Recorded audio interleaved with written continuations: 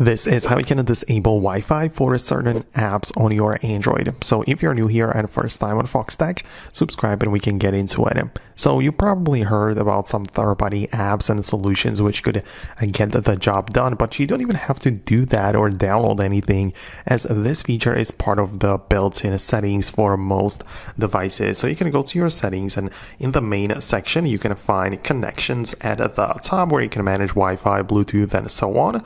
And below you can tap on data usage.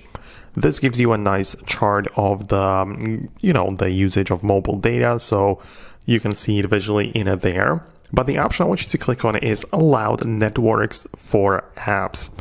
And this is going to pull up the alphabetically ordered list of all installed apps. And next to each of them, you get the ability to decide if the app can use Wi-Fi, cellular, or both. So, for example, I'm going to click on the Facebook right in here.